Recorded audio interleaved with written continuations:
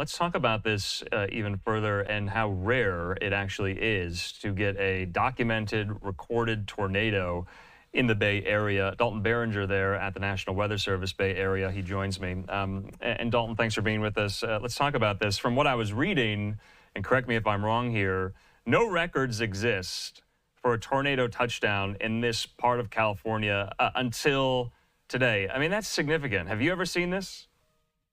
No, yeah, that's right. No records exist to our knowledge either of, the Scotts Valley region or Santa Cruz Mountains seeing a tornado like that. We do have accounts of waterspouts coming ashore near Watsonville, which is a little further south.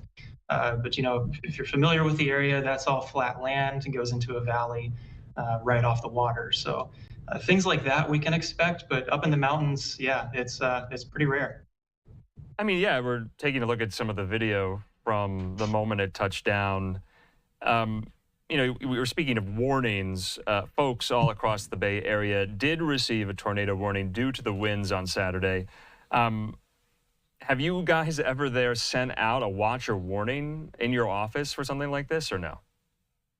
We have, and like I said, we they're rare, but we do send them. We sent one for the Watsonville tornado that damaged some barns and outbuildings. We had sent one last year, I believe, or earlier this year for a similar type of thing, a waterspout that came ashore in the Monterey Bay. But yeah, really, other than the one in Watsonville a number of years ago, nothing has really been confirmed. And I believe this is one of the strongest ones that we've seen. Our damage survey from yesterday rated as an EF1 versus some of the other ones we've seen were EF0 or, the weaker side of the scale. So Dalton, is the damage that you were seeing in some of the video and some of the reports over there kind of commensurate with the strength, the EF1 degree of the tornado? Yeah, exactly. And I was actually one of the ones, part of the team that went to do the damage survey. So remarkably, like we were seeing in the video before, the buildings didn't really suffer any damage. I was looking for siding damage, windows blown out of businesses and stuff. There's really none. The telltale sign for us in those EF1 winds, which can be 90 to 110 miles an hour, were the cars that were flipped over. Without those cars flipped over, we definitely would have rated it on the lower end just because of, either the lucky path that the tornado took or the strength of the building standards there in Scotts Valley. Is anything like this going to be forecast in the 7-day look ahead, or is it going to be clear? I mean, did this literally come out of nowhere?